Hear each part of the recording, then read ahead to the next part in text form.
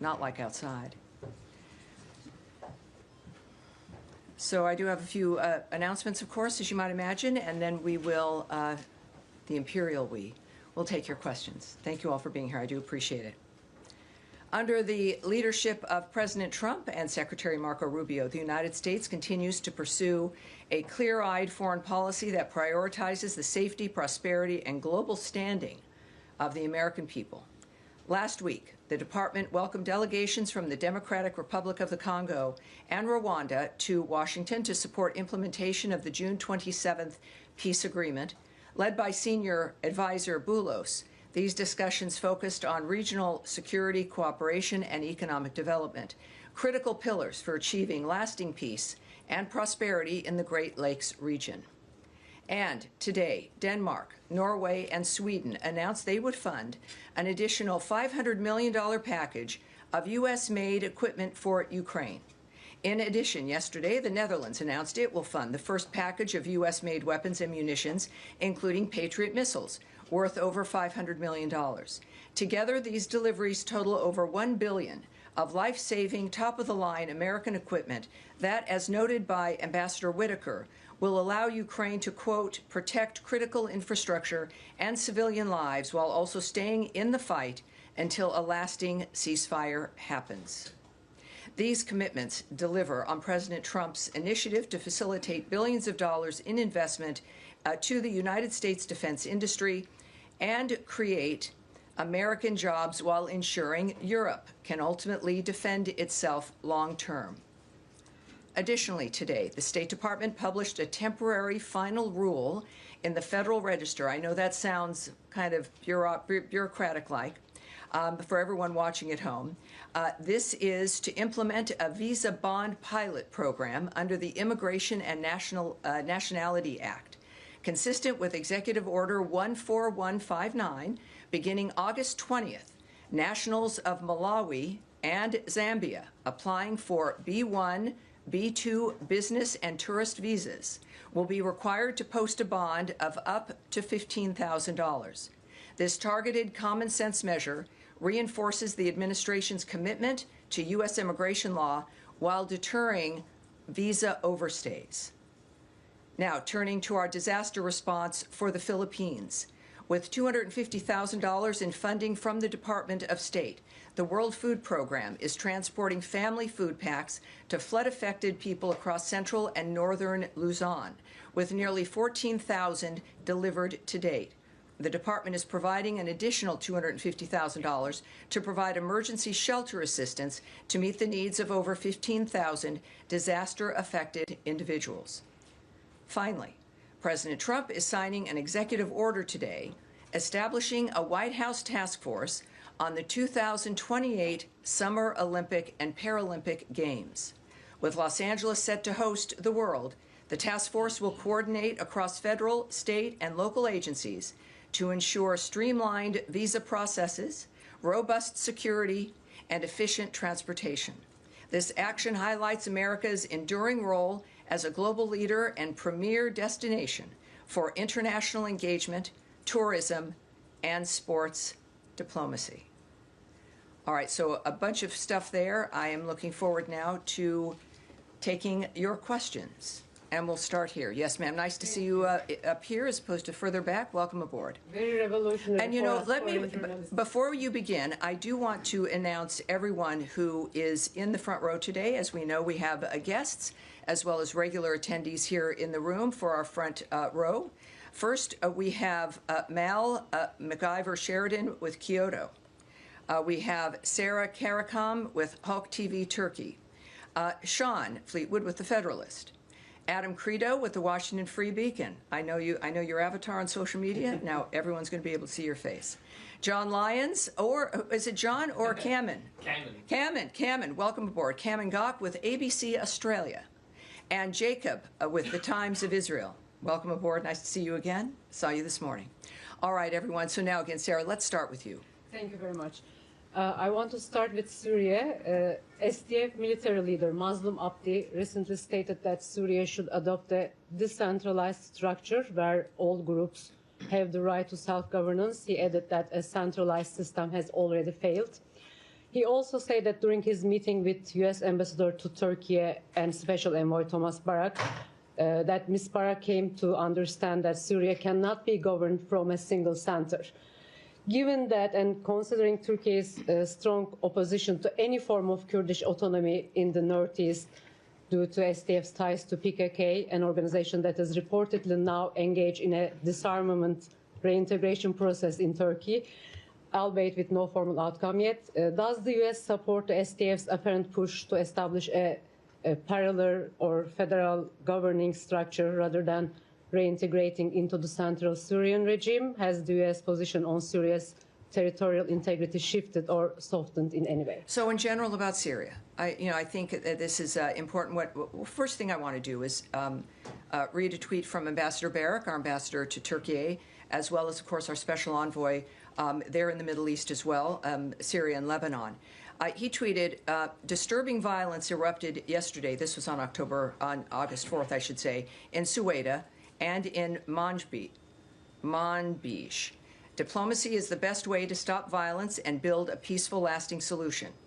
The United States is proud to have helped mediate a solution in Sueda and to be co-mediating with France the reintegration of the Northeast into a unified Syria. The path ahead belongs to Syrians, urging all sides to uphold calm and resolve differences through dialogue, not bloodshed. Syria deserves stability. Syrians deserve peace. When it comes to, I guess you're asking about Turkey and the single center governance, did you change your stance on that? Well, no, first of all, Ambassador Barak continues to engage all parties to ensure security and calm for all Syrians. But we are continuing to support dialogue with the Syrian government and the Syrian democratic forces aimed at integrating the SDF into the Syrian military. Of course, we welcome all productive meetings between the SDF and President al-Shura.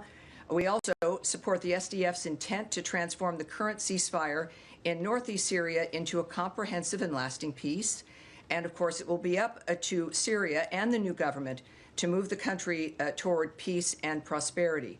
I can say that when we look at the notion of a comprehensive, inclusive government, of course, that is the way that it has to work. And I think, as we've talked before about places that have been unstable, that's been the point, is that we're working for stability. And I think our position previously still stands, certainly, and we continue with democracy being vitally important, as well as diplomacy when it comes to the nature of how we solve the problems there. A short follow-up, please. Is the U.S. following Turkey's newly formed parliamentary commission that is reportedly working to end PKK's armed campaign, potentially through reforms and in counterterrorism criminal legislation change for a peaceful transition? If so, how might that effort affect your approach to northern Syria and your ongoing partnerships on the ground? Well, first of all, we won't comment on actions that governments are taking internally when it comes to legislation or moves that they seek to make.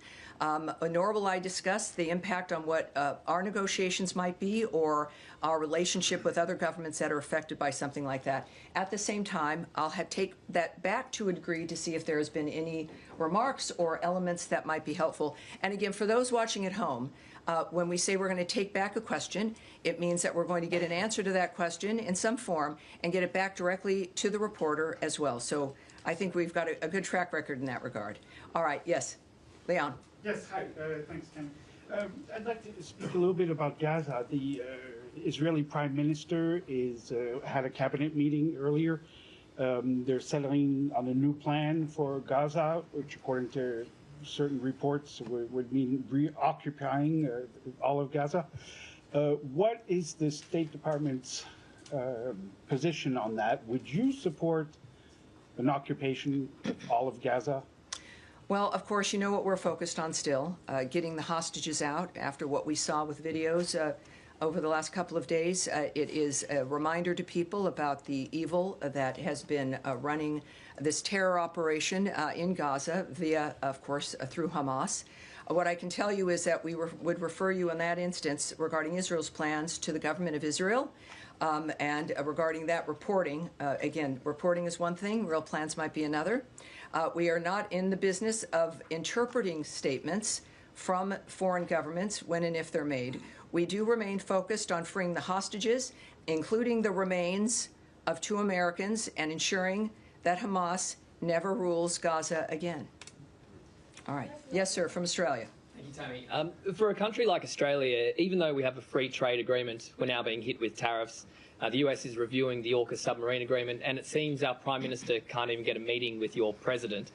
What does this say about the way the United States now views some of its relationships with its traditional allies? Well, I don't speak for President Trump, right? He's made clear his intentions and his efforts around the world. Here at the State Department, of course, we speak for the view and approach of Secretary Rubio. What I can say, though, is what President Trump has said publicly, which is that in the beginning of the tariff framework, it was to even the playing field, and then, yes, move into negotiations with countries around the world. So for more details about the timing and plans and conversations, I'd refer you to the White House. What I do know, of course, is that we enjoy a terrific relationship with Australia. We always have, and I think we expect to have that continue. I can say that our alliance has never been stronger or more important. We share the same values, beliefs, and goals. We have fought, of course, side by side in battles over the last 100 years.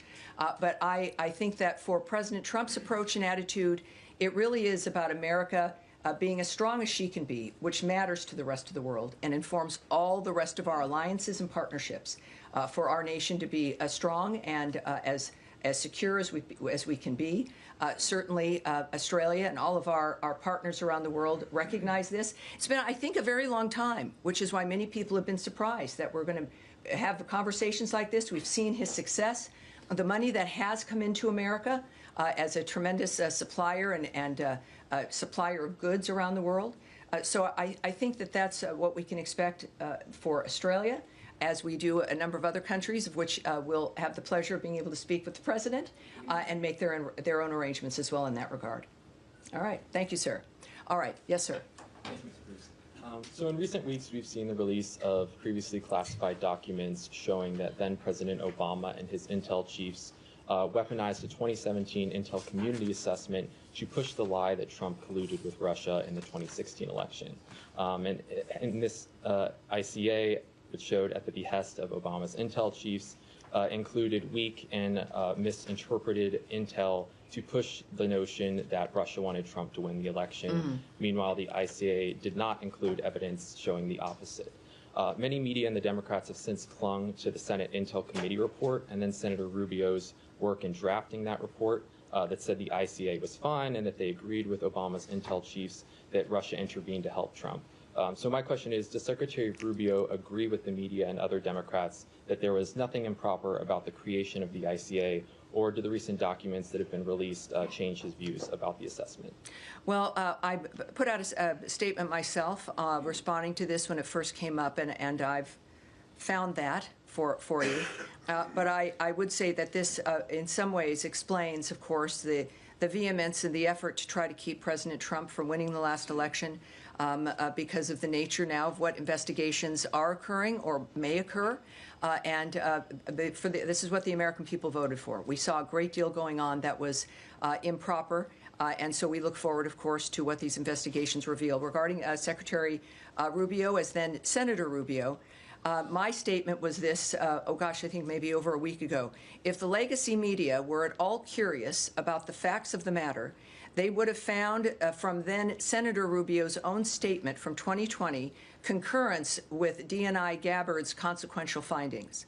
Then Senator Rubio determined that the use of the Steele dossier was, quote, very troubling, but even more so, he was alarmed by the behavior and the actions of the FBI in pursuit of what has now been confirmed as a dangerous hoax.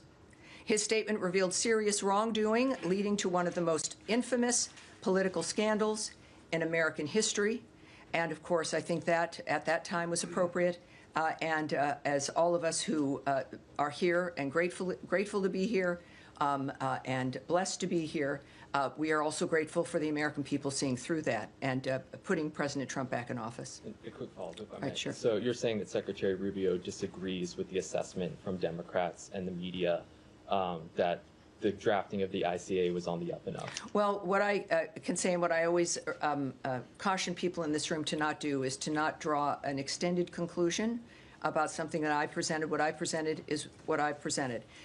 So I'm not going to expand more on that regarding what the Secretary thinks or might be considering. I won't get ahead of the Secretary in that regard, but I think it's pretty clear what his position is. Right, Daphne. Thank you so much. Just to follow up on my colleague's question on Gaza, Yes. have U.S. officials spoken with Netanyahu about this potential plan for a complete military takeover of Gaza? I won't remark on any conversations whether or not they have occurred. Okay, and then Axios is reporting that Witkoff and President Trump discussed plans for the U.S. to increase its role in providing humanitarian aid to Gaza. What will this look like, and how quickly will the U.S. act? I know Trump has mentioned food centers. Where does that stand now? Well, as we all know, every few minutes things change. When we say something's fluid on the ground, this couldn't be a better example of the nature of how things are moving. I can tell you that after the visit from Special Envoy Witkoff and Ambassador Huckabee, they went at the behest of the president, who wanted people on the ground to be able to report back to him exactly what was happening. Most of us, of course, are relying on reports from various areas. They have reported back to the president. What I won't do is get ahead of what the president will decide about what he's heard and the actions that he will decide to take. He will, obviously, he'll make that known to everyone. But what we do know, of course, from the beginning is that humanitarian aid has been at the heart of our action, not just for Gaza, but around the world. In my topper, as we call it, I mentioned, of course, our current standing with the Philippines and assistance there. But we do know, of course, just as a reminder for people who might not know, Special Envoy Witkoff spent over 5 hours inside Gaza this last weekend to assess the situation and to begin planning the best way to deliver urgent food and medical care to Gaza. And while we don't have anything to announce at this point, obviously it's rather early regarding the end result of that, that still remains our priority. All right. Yes, sir. Thank you.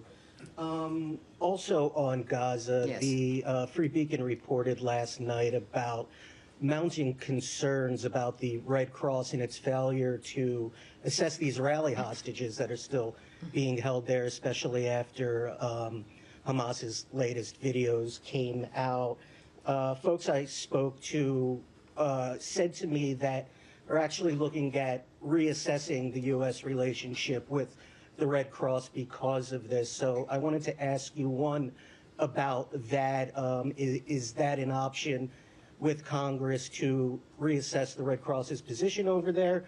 And two, what's your assessment of their job they've been doing in terms of accessing the Israeli hostages and providing them what appears to be much needed medical care? Well, I won't speak about the Red Cross or Israel's reaction to that. There's certainly many moving parts. We know that that is part of the nature of what Hamas tends to do. I believe that there were some requirements for them to allow that, but I won't get into those particular details. Obviously, though, with what we've seen with those videos, I've referred to Hamas as monsters in this room. They are clearly a terrorist group. Their main support has been Iran, and they are on their heels now. Clearly, the Middle East is changing, and it is a change that President Trump has asked to be one that is a reflection of new ideas, of having this be a durable peace, not this vicious circle of it happening several times during each generation as though this was some new normal. We reject that. It is clear that the time is now to make the difference it is about, of course, the Israeli people. But the nationalities involved in October 7th, the way that this affects the world as they continue to contribute to try to make a difference, it's a world we all deserve better. So at this point, I would say that when it comes to what Israel's planning, we will have to wait and see. And again, what the decisions that President Trump will announce when it comes to what the way is forward will, based on his pattern, will come up very quickly, perhaps sooner than most of us can imagine. But there is, on the hostages, what we saw, it is an astoundingly evil reminder of who they are in the midst of the conversation around the world, for them to feel comfortable then putting on full display their barbarity and their inhumanity tells you that they seem to feel pretty comfortable at the moment. All of us, the world was appalled. I mean, there's just no other way to describe it.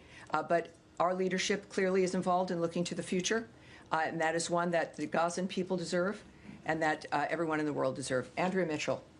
Thank you so much, Tammy. I wanted to ask you what the State Department or Secretary Rubio's position is on what to do with warehoused excess food from USAID, some of which has not spoiled, biscuits in Dubai, peanut paste, and whether that should be distributed. It's all been paid for by the taxpayers, so is there a view toward whether it should be incinerated or distributed or some combination? Is there a plan afoot? Well, there's many moving parts, I can say. There is a dynamic involving various different considerations regarding expired food, regarding our Mexico City policy when it comes to certain items as well. And food, we discussed this before, but it's worth repeating. We have food that is purchased, meant to be distributed to specific locations. And then there is food in various locations around the world that is for global emergencies, that sits. And it's food that is meant not to be moved. It's food to be there if there is an emergency where people have to be fed in a quick way with food that is sustainable and and that can be maintained for an extended period of time. But that is food. It's all right. That's the electronic world. It's food that is meant to not be moved. But then there's food, of course, that is there, that is stored in certain places, that is meant for a location. And that moves out and it gets distributed where it should be. But if food is spoiled, it will be destroyed. We are not going to distribute food that is expired. If there is food that is meant for emergencies that has expired, we'll deal with that also accordingly. Is there any circumstance under which the State Department would countenance destroying unspoiled food for some reason? Well, I again don't know of all the circumstances. I can say that there could be a reason of all the things that exist around the world, whether it is the inability for us to move it, a refusal of a government to allow us access or to move it to another country. I can't speak. There are many, many different fronts about why certain decisions are made.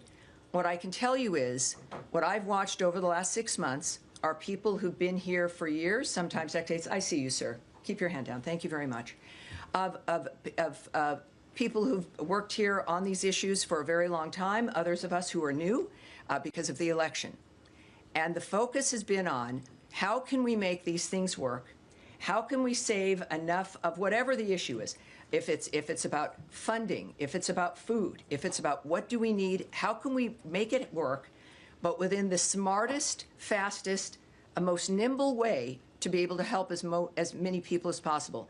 No one is sitting in a room thinking, how can we destroy as much stuff as possible? That's not our goal. I've spoken in this room many times about the impact of the people who are Foreign Service officers and who are civil servants, who've dedicated their lives, their professions, to making a difference for people around the world. They are still here. They still care deeply.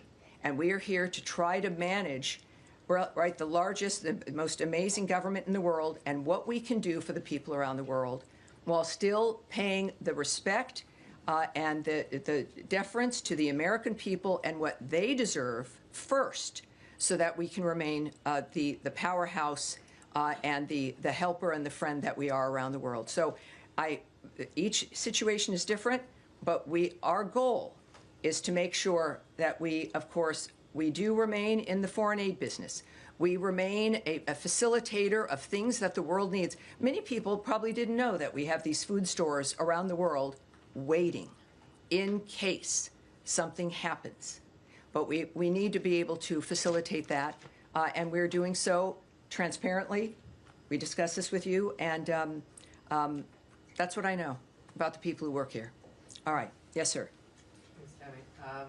Over the weekend, the State Department confirmed that Khamis Ayad, a Palestinian who died due to complications from smoke inhalation after trying to put out a fire started by allegedly Israeli settlers in a village in the West Bank, confirmed that he was a U.S. citizen. Is the U.S. State Department calling on Israel to investigate this death? Has this issue been raised with Israeli authorities? Well, we have made comments before. There have been, it's a violent situation. There have been a few Americans who've passed in this kind of a dynamic, certainly also one in Syria. Our first priority, and it's not a motto or a slogan, is the safety and security of Americans everywhere. So certainly here at home, but also abroad. We know that when a death occurs in a foreign country, it's that foreign country's prerogative, right? They will be doing an investigation. We have called upon Israel to investigate, of course, each of these instances that they are, and that we wait to see what those investigations will be, and that's the case here in this situation. There's a great deal we of course still don't know, but that is something. To say we're following it is an understatement. We are on that and every other situation that has impacted an American citizen, wherever they may be in the world. And then once those local investigations are done and we take a look, again, this is a DHS issue, if you will, when it comes to investigations, or the FBI. But as each one of these situations move forward, I will keep everyone up to date. All right. Yes, sir. Thanks, Tammy. Yesterday, Speaker Johnson was in the West Bank, which he referred to as Judea and Samaria, and said that it rightfully belongs to the Jewish people. Is that official U.S. policy? And if it's not, what is U.S. policy towards the West Bank? I have said this about other diplomats who've spoken their minds, including Ambassador Huckabee. Certainly, that's not. If there's a policy in that regard, you would hear it from me. So I think I can say that. I'm not going to speak for him or characterize his words in any certain ways, but clearly that is his opinion. But it's not the opinion of the U.S. government? Well, I'm not going to speak about opinion of the government, and if there's a policy regarding the status in any region of the world, but certainly in the Middle East, I would wait to hear it from Secretary Rubio and President Trump. All right. All right. Yes, sir. Alec? I want to move to Special Envoy Witkoff's upcoming trip. Nadia, please, go ahead. Special Envoy Witkoff's upcoming trip to Russia. How much you guys are hoping to achieve, given the fact that there are reports that Russia is not prepared to give up their claims other than partial ceasefire? Well, first of all, the President has noted, of course, that Special Envoy Witkoff will be traveling to Russia this week, so we can confirm that from this podium. What that will entail, I have no details for you. And as you know, this is happening in front ahead of forthcoming sanctions on Russia. Can you fill us in on? Well, are you saying that? Are you declaring for the United States government there's going to be more sanctions on Russia? I'm not sure. I would say I would need to hear that from President Trump. When it comes to, clearly the president's not happy with Mr. Putin and Russia, but he remains committed to diplomatic solutions. I would say that we've also seen a remark, perhaps a reflection of possible secondary sanctions regarding the sale of oil. People who are countries that are buying Russian oil. And that has been openly discussed by the president. But when it comes to things that are decided, we would wait for the president to say that. On that line, Tammy, do you have any response to Indian foreign minister's statement saying that they are not going to change their position on oil purchase from Russia? And adjacent to that, Ukrainian leadership today announced that they actually flagged India-made parts that they found in Russian drones. Do you have any reaction? Well, again, I won't speak for what the president would think about those things. We do obviously have Envoy Witkoff going to Russia. We are committed On that end, I will not characterize or remark on another nation's comments about what they will or will not do. I can barely do that here.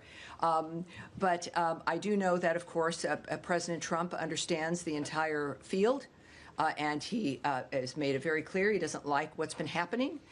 He is a man who is a humanitarian. He has spent all these months now getting people to the table, finding a solution. But he's a realist, and when he says something and you can see where he's moving, he's very transparent. That is the voice that you need to hear from. So he is the guiding hand. And when it comes to what Russia is doing and those nations that are facilitating this war on Ukraine, it will be up to President Trump about how to respond. All right? Yes, at the end there. Tomorrow, August 6 marks 80 years since the United States dropped the atomic bomb on Hiroshima. The U.S. ambassador to Japan will also participate in the event in Hiroshima. Do you have any comment on that? And what is the current administration's basic policy on nuclear weapons? Thank you. Yes, I do have a remark on that. Thank you, sir. So for tomorrow, 80 years ago, the United States and Japan concluded a devastating war in the Pacific. For 80 years, the United States and Japan, however, have stood shoulder to shoulder to safeguard peace and prosperity in the Pacific. Tomorrow marks a solemn day of reflection and remembrance as we honor the people of Hiroshima and their enduring message of peace and hope. For 80 years, their resilience has inspired the world, and their spirit of reconciliation has strengthened the U.S.-Japan alliance and our shared commitment to peace and prosperity. Today, our two nations stand together as close allies, facing the future with unity and purpose. By embracing the promise of possibility, we have forged a partnership that serves as a beacon of freedom and progress for the world. It is, if I may just add, that it is a perfect example of the nature of what can be accomplished with two nations when we work together, and the nature of friendship, the beauty of Japan, and the fact that we can stand here 80 years later and speak to that. I appreciate. Thanks for being here, sir. Yes, Mike. Thank you, Tammy. On Gaza Humanitarian Foundation, Special Envoy Witkoff had his tour inspection of GHF sites last week.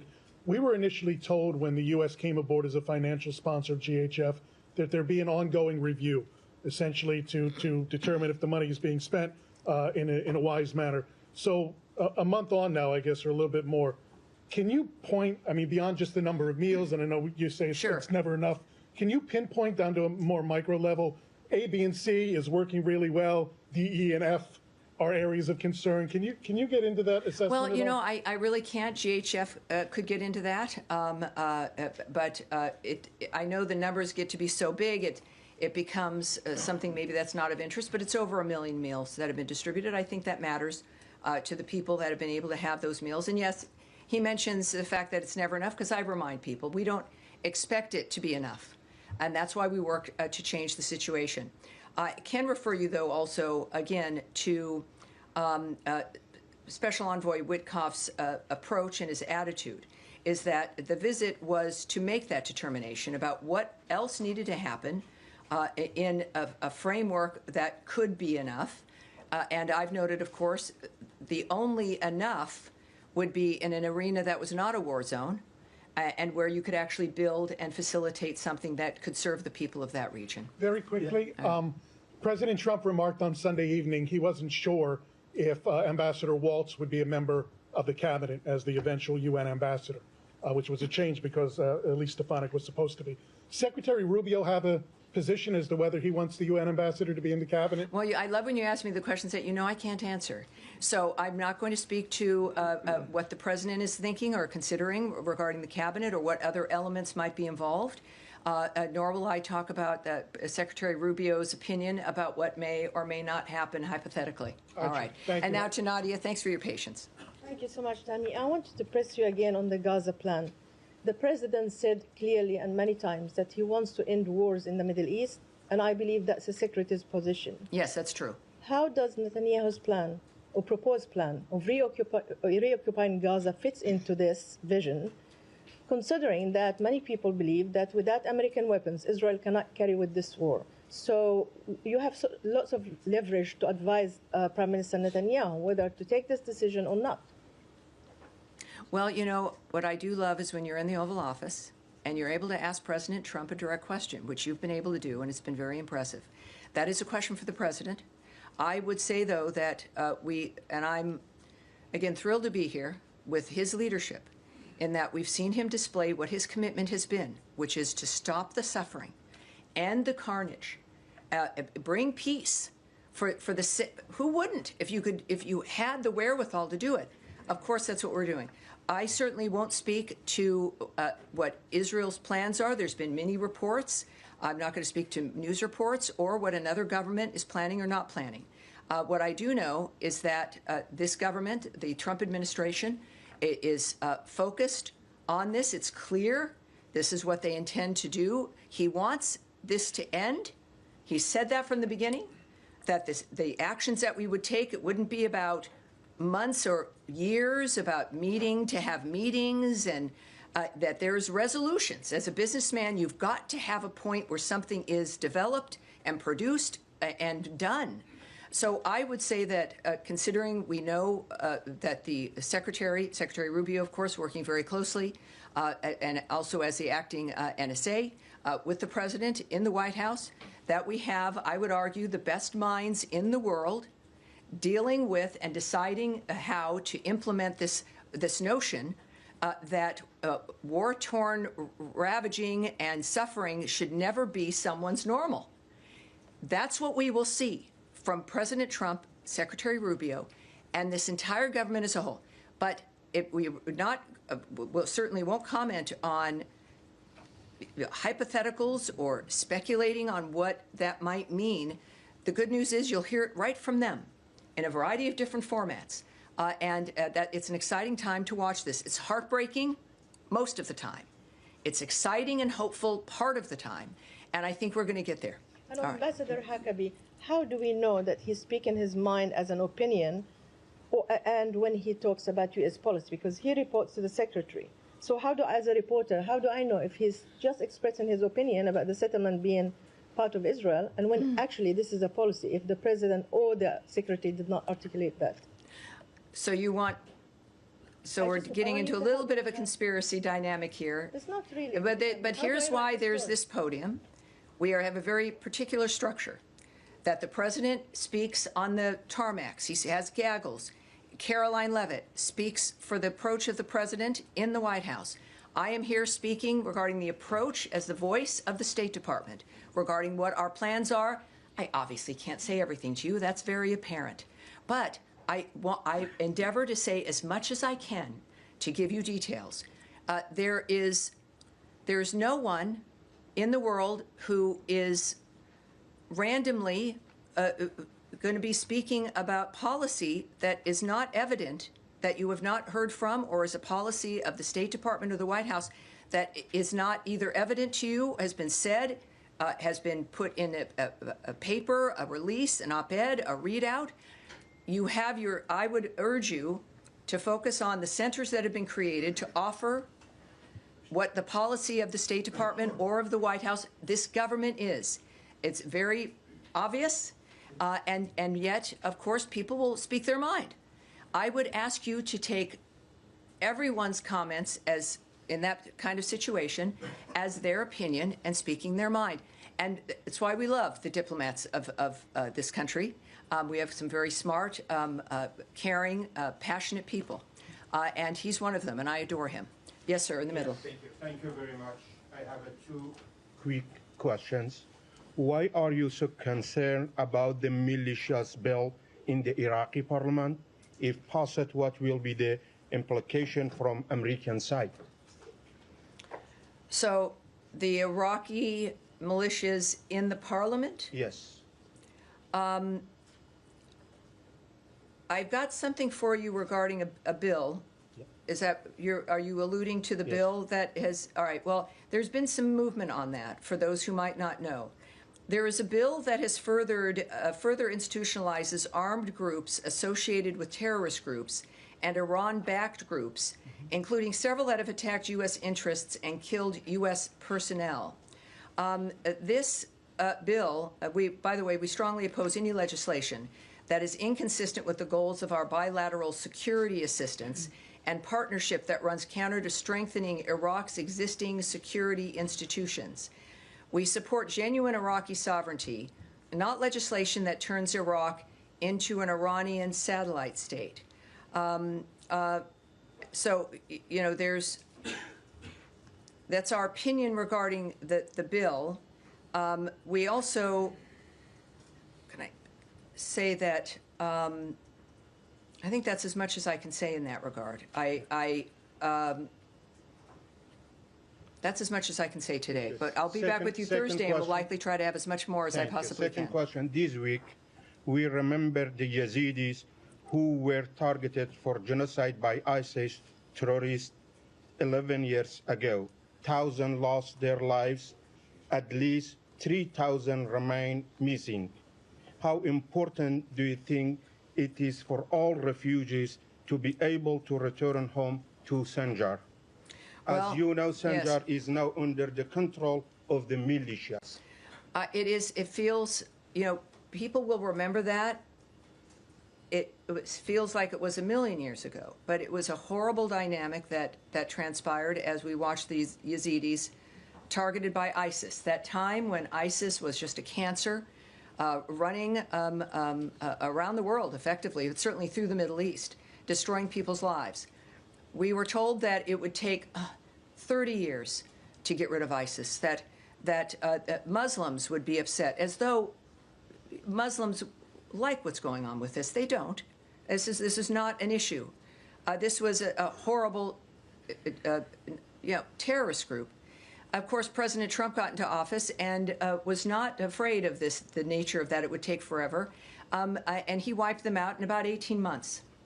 And we forget, you know, we move on. There have been other horrible things that have happened. But we did that. And part of that massacre, part of that genocidal action throughout the Middle East, certainly at least, by ISIS, targeted the Yazidis. So, yes, this was 11 years ago. Thousands lost their lives. 2,700 remain missing, never found. And what I can say is this. It is important that survivors receive support as they pursue justice. Security and stability in Sinjar are key for the safe and voluntary and dignified return of the Yazidi community. Yazidis deserve the opportunity to rebuild their lives and homeland. So that's what we'll say there. Thank all right. you very much. Thank All right. you. All right. So, go ahead. Nice to see you. Nice to see you. Just to clarify on the question about GHF, did Special Envoy Witkoff come away favorably impressed with what he saw of its operations last week? Well, his statement, which I read at the beginning here, spoke to the fact that we're going to be continuing to look to how best to get humanitarian aid and to further our goal for the humanitarian aid. I have nothing further to say regarding his assessment of GHF or what that additional work or expansion might look like. Okay. And on his portfolio in Russia, there are reports that the Russians are proposing a limited air truce, a cessation of drone and missile activity. Would that be satisfactory to the U.S. in order to forestall sanctions?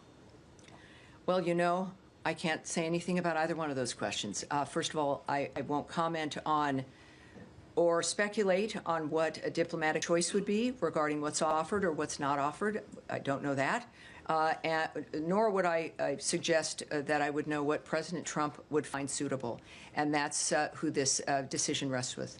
And on the purchases of oil, I think both India and China have indicated that they fully intend to continue purchasing Russian oil, whether or not U.S. sanctions are imposed. Is the U.S. seeking additional leverage in order to change Russian behavior, or what other levers is it going to reach? Well, we know there's, of course, there's sanctions. There's what's known as secondary sanctions, which is what we're talking about now, sanctioning a country or a company or others that might be doing business with a country that we have sanctioned in this instance. I know that President Trump, as we all know, has many tools in his tool chest. This is one of them. He has invested a great deal and will continue to, regarding the wars and the conflicts around the world to stop them. And as a businessman, he he likes to use, understandably, the tools that can make a difference with countries. We usually, of course, that is about economy, the economics of what's happening. And that's a very specific approach. It's something every country can understand. It's a role that America can play. And certainly at the direction of President Trump, it makes a huge difference in what certain countries feel. Whether that's enough for him, what else he might do, I won't get ahead of him or speculate. All right. Yes, sir? Excuse me, on Iran, the Iranian government has established the Supreme National Defense Council. How does the U.S. see this? Does this show that the Iranians are getting ready for further escalation? And are there chances of future talks between Iran and the U.S.? Well, we are aware of the reports that they've set up this new defense council following, of course, the 12-day war, the Iran-Israel conflict. And I have no further comment for you. Except maybe that. Yes. Yes, sir. Next to you. Yes. I was wondering if you have any update on the case of Saif al-Muslit, who was a Palestinian American, was killed a few weeks ago, last month to be exact. And Ambassador Huckabee said that he called on Israel to aggressively investigate the murder. If you have an update on that, and if not, you can get back to me anytime. But also, are there like any kind of communication between the U.S. government and the Israeli governments on stopping this from keep happening? Because apparently there is a pattern. Well, I don't have anything new for you, but the initial posture is strong and remains, which is our expecting to see an investigation that comes with results. And of course, we are constantly engaged with Israel. I can't speak to exactly what those conversations are or on what topics, but it's been obviously made very clear that we expect some information and a resolution to the nature of what occurred. And obviously, when we learn that, we will take further action. So I can't give you the details in this regard. I can tell you it should be given that any place, and we've demonstrated this throughout the administration, throughout certainly Secretary Rubio's remarks and his actions, as well as President Trump's, that we are trying to stop conflicts. We are committed to ending carnage and death and destruction around the world for everyone, but certainly this is from a president whose America First policy recognizes the value and the importance of this country in increasing the value and importance of every other nation around the world. But that is, in our unique position as Americans in this country, reliant on the United States of America being as strong and as capable as possible, because the world has seen our nature, and that is to stop wars, deter them, try to have ceasefires, have peace around the world. And his commitment domestically, as you've seen, and a whole of government effort, not just around the world, but here at home, to make sure that Americans are safe everywhere, including at our border, in American cities and towns, in large urban areas, that Americans here in the United States, we deserve a better life. That is why President Trump was elected. It is what Americans voted for. But we also expect for Americans to feel that wherever they are in the world. So yes, I think it's safe to say, not that I've been a party to the conversation, that it's clear to the world that we expect Americans to be treated well, to be safe, and if something happens horribly, to have it be dealt with appropriately. That is, I think, the bottom line when it comes to when we say here at the State Department, the safety and security of Americans everywhere is our top priority. We're not kidding. And neither is the President, and neither is Secretary Rubio. That is it for today. Everyone, thank you very much. I appreciate it. We'll be back with you on Thursday. Thank you. Have a great day.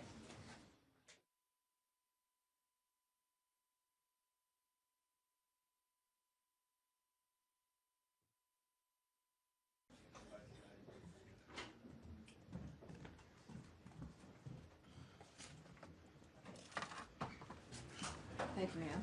Thank you. Hi, everybody. I know it was, oh, good. We're still getting some seats here. We're good. Welcome aboard, everybody. Thank you very much for being here. Nice and air-conditioned, not like outside. So I do have a few announcements, of course, as you might imagine, and then we will, the Imperial we, will take your questions. Thank you all for being here. I do appreciate it. Under the leadership of President Trump and Secretary Marco Rubio, the United States continues to pursue a clear-eyed foreign policy that prioritizes the safety, prosperity, and global standing of the American people.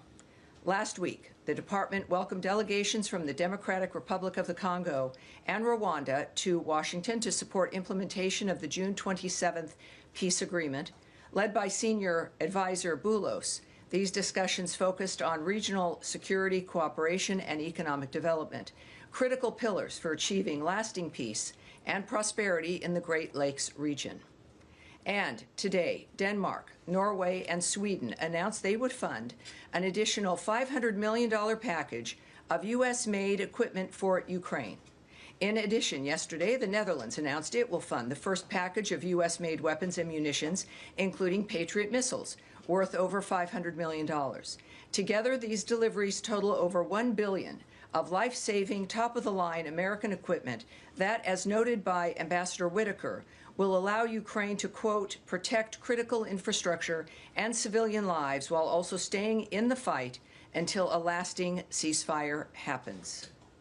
These commitments deliver on President Trump's initiative to facilitate billions of dollars in investment to the United States defense industry and create American jobs while ensuring Europe can ultimately defend itself long-term. Additionally, today, the State Department published a temporary final rule in the Federal Register. I know that sounds kind of bureaucratic-like for everyone watching at home. This is to implement a visa bond pilot program under the Immigration and Nationality Act, consistent with Executive Order 14159, beginning August 20th. Nationals of Malawi and Zambia applying for B1, B2 business and tourist visas will be required to post a bond of up to $15,000. This targeted common sense measure reinforces the administration's commitment to U.S. immigration law while deterring visa overstays. Now, turning to our disaster response for the Philippines. With $250,000 in funding from the Department of State, the World Food Program is transporting family food packs to flood-affected people across central and northern Luzon, with nearly 14,000 delivered to date. The department is providing an additional $250,000 to provide emergency shelter assistance to meet the needs of over 15,000 disaster-affected individuals. Finally, President Trump is signing an executive order today establishing a White House task force on the 2028 Summer Olympic and Paralympic Games. With Los Angeles set to host the World, the task force will coordinate across federal, state, and local agencies to ensure streamlined visa processes, robust security, and efficient transportation. This action highlights America's enduring role as a global leader and premier destination for international engagement, tourism,